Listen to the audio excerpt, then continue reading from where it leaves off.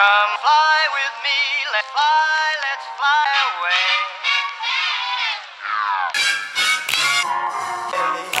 Hello, welcome to my travel vlog. I can't believe it's finally here. I thought I was honestly going to be stuck in quarantine forever at one point. Obviously, this is not the end of the virus or the concern at all. But I have been staying with my parents for months now due to the coronavirus, and I figured it's time to put my mask on, do as much as I can, but fly back to my apartment because I live in New York City. So if you're just stumbling on this for the first time, hello, what's up? My name's Kristee. Subscribe. I do vlogs in New York City, and that's usually my thing, but the last few months I've been here in my family's home in Oregon. I feel like I've said it a million times, but I did not expect it to be here this long. It's honestly been really nice in some ways, staying with my family and spending quality time that I wouldn't have had otherwise. So it's about 7 a.m. I just got up, finished packing my stuff, and put some clothes on, and I'm headed to the airport, flying out of Redmond Airport. It's like a little tiny airport, regional, and so I'm flying to Seattle, and then from Seattle I have a couple hours layover before I go to JFK, and I land there at 9 p.m. I'm a little nervous. I've seen other people's videos and posts about traveling during the pandemic, and obviously you just have to wear a mask everywhere, and I have a big bottle of hand sanitizer, and I have a pack of antiseptic wipes, so I'm gonna be cleaning everything down because I really don't want to get sick or get anyone else sick. So fingers are crossed. Sorry, I just woke up so my voice is like even worse than usual. When I checked into my flight yesterday, there was no one in my row or in front of me or behind. Look at this. I found a completely empty section and just plopped myself right there in the middle. Obviously all the middle seats look like they're taken, but given all that the window seats are open, you know that those are actual people sitting there. So that's why I'm documenting this journey, to share it with you guys, see what the traveling process is actually like. Welcome to the vlog. Tonight I'm gonna be falling asleep in my bed in New York. I also do have some worries about my apartment. I've had, like, you know, some thoughts of what if it burned down? What if it's like infested with animals? Hope you guys enjoy seeing what flying is like. Let's get out of here. Face covering required in terminal.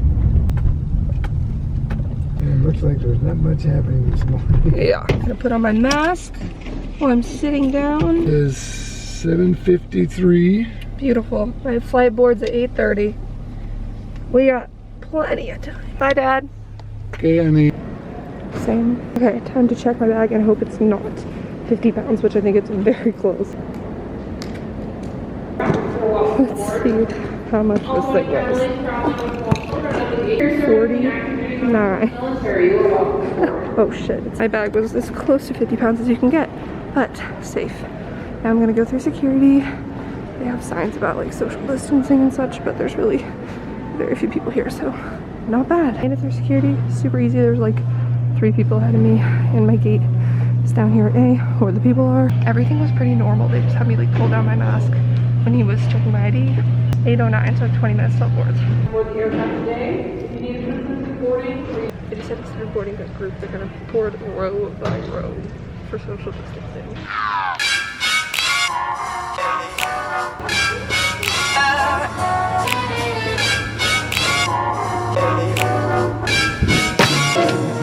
Let's fly.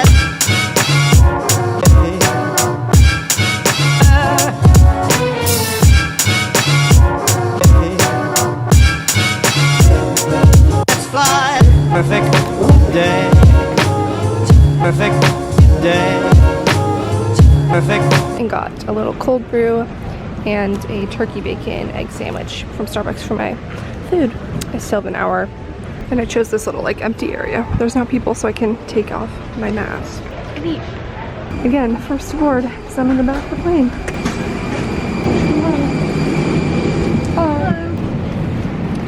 It's actually so spacious, and it's so nice not awkwardly walking by all the people in the front. As far as I know, should be empty around here.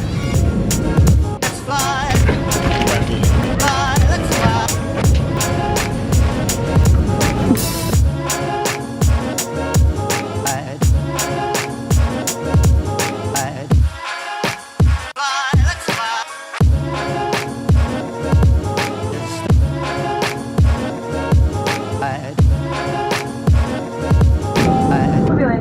Shortly, please bring your seat back to the tray tables up. Made it. 5 hours later, made it to New York. For your safety and security, please do not leave baggage. We landed at the sunset over the Manhattan skyline. It was just like a beautiful one. I'm excited to take off my mask. I just like breathed in the bathroom so I can't get back to my apartment and see if it was overrun by animals.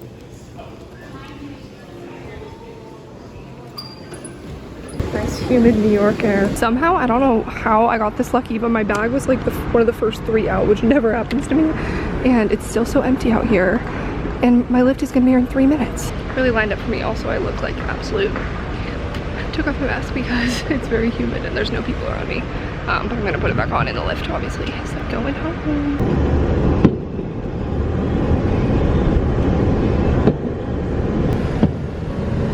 You guys, I made it to my apartment. I'm so happy right now.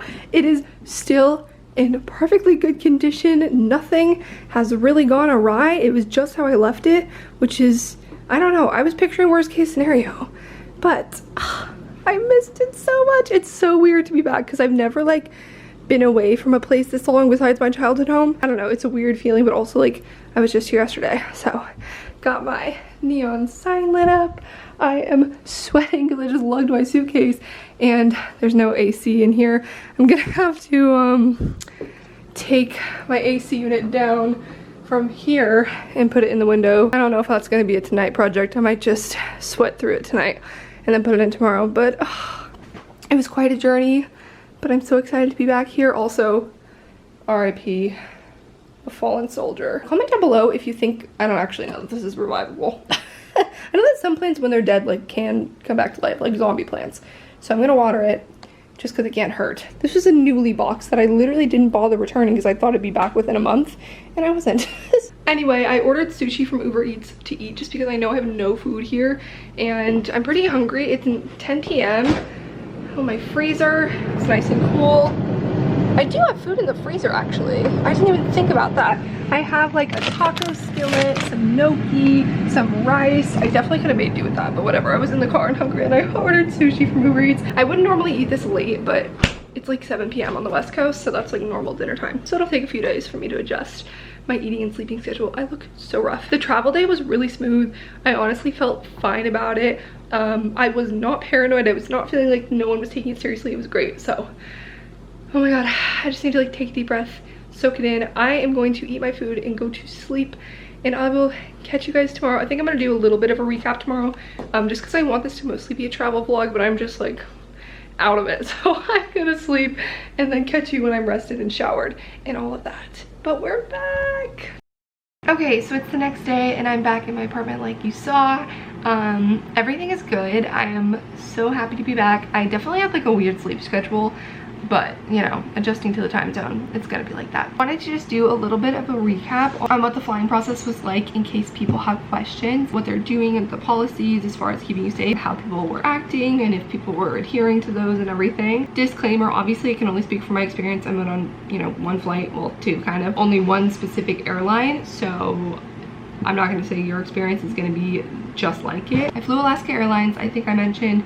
That's pretty much the airline I always stick with. I love them. I've never had a problem with them. I was definitely grateful to find out that they were still blocking out middle seats to prevent you being squished next to someone. And lucky for me, I didn't even have anyone on the aisle seat on either one of my flights. The first time was kind of just like a skipper plane, very small, where there were only 2 seats on each side of the aisle. And that flight was pretty full because it was just going to Seattle and they don't have that many flights going out of Redmond anyway. Obviously masks are required everywhere, on the airplanes, in the airport, in the terminal, etc. So I didn't see anyone who was really like fighting it or getting in trouble with it or any Karens. Everyone was like pretty compliant. They did say, you know, if you're eating or drinking you can take it off, which like I feel like kind of, I mean, it's just tough because what can you do? Like you're gonna tell people for 6 hours they're not allowed to eat or sip water or remove their mask for like 2 seconds. Like it is a tough situation. I didn't notice anyone who just like took it off on the plane for fun and just sat there and wasn't eating or anything. Everyone was super respectful of it. They did their best in the airport. Like they had hand sanitizer stations around and they had little spots on the floor outside of dining places, like stand here 6 feet apart. I saw a couple people in the airport walking around without a mask, but hopefully they only did that for like a couple seconds. They still had food places open. I was at the Seattle airport for my layover. I didn't really walk around that much, so maybe I'm wrong, but from what I saw, like most of them were open. They would have a few tables at some places, but they would just have them spaced out, and they had little signs that said like, please limit your time to 30 minutes so you can get as many people in as you can. Could be wrong on that, but I think you can take extra hand sanitizer in addition to your allotted like 3.5 ounces, but I just had like a mini one with me, so I was using that a lot. And I switched masks when I did my layover just for a clean one. I wiped down the tray table and stuff just to be extra safe. I was under the impression that they weren't going to come through for snacks or anything at all, but they did come through once with a cart, like water, Coke and Diet Coke. I think that might have been it. And then they just had one snack pack that they gave to everyone. Services were limited, and they just came through at the beginning of the flight, but they walked through quite a bit with trash bags. I don't even know if anyone cares about this level of detail in my experience, but I got a lot of questions, so I thought I'd try and cover all the bases. But honestly, like, I felt safe the whole time. I never felt like it wasn't being taken seriously. They even had a little special safety video about COVID-19 before you watch like a movie or something. I watched the beginning of The Joker, but I didn't finish it. It was honestly kind of nice that they didn't have the screens on the seats, because that's what people are constantly touching. I mean, I would have cleaned it down either way, but still just limiting the contact. Alaska does a thing where you connect to their Wi-Fi, and then on your own device or phone you can watch their movies and shows and everything. Overall, good experience. I honestly felt fine about it. I took all my probiotics ahead of time. Again, even with all those precautions, like, there's still a chance I contracted the virus, so I'm going to not like super hardcore quarantine myself for 14 days necessarily, because that's not required coming from Oregon, but I'm still gonna be as careful as possible. I was just gonna wait a few days and get a COVID test, but someone messaged me and said that they're a contact tracer and it's smart to wait more like 10 days because it could take that long for you to notice or for it to show up in your test. I'm gonna do my best, but I don't know that I'm gonna be like 100% isolated for 2 weeks exactly, but even when I go out, like, I'm definitely gonna be wearing my mask and keeping distance from people all the same. So yeah, that was kind of my experience traveling during the pandemic. It honestly was not as bad as I expected. Let me know if you guys have flown, what your experience was like, if other airlines you felt differently, but I felt totally fine about it. I would definitely recommend flying Alaska if you can. Obviously, I'm not trying to, with this video, like, promote traveling, especially like if it's not necessary, if you're just traveling for fun in the pandemic and everything. But I do have a place here and an apartment I've been paying for, and I needed to come and take care of things, and it's been empty for months. Basically just knew that this was going to happen eventually, because I did make the choice at the very beginning to leave when the pandemic was starting. I knew that I was gonna have to fly eventually to come back. So whether that was today or in 5 months, like, I was not going to sit there and wait until I had a vaccine to get on a plane again, because that's just not realistic, and for a lot of people I'm sure that's the case too. So I would say, like, just avoid it if you can, but I'm making this video for people who need to go somewhere and want to see what it's like. I'm not saying go get on a plane and go on vacation to Florida right now. Don't do that. Overall, I'd say it was a success, but I guess we won't really know until 14 days from now to see if I have symptoms or get a positive test or not. I'm gonna get tested in the next probably a week or 10 days just to see and make sure that I'm not positive. Hope you guys enjoyed this video and found it helpful, found it fun to come travel with me. It was just such a nice feeling looking out the window and watching the sunset with the plane wing, and just like forgetting about the pandemic for a minute and pretending I was getting to travel for fun and go somewhere exciting. I mean, New York is obviously exciting and I love it here, but it gave me the illusion of like traveling again, even though it was not exactly like vacation. So anyway, that's all folks. I'm going to be vlogging getting back in a routine in New York and navigating the pandemic situation here in the city. So subscribe if you're not already. I post vlogs a couple times a week and it's a great time, so love to have you. Thanks for watching. Give this video a thumbs up if you made it to this point, and I'll see you guys in my next vlog, which is me getting back into my apartment and life here in New York. Peace.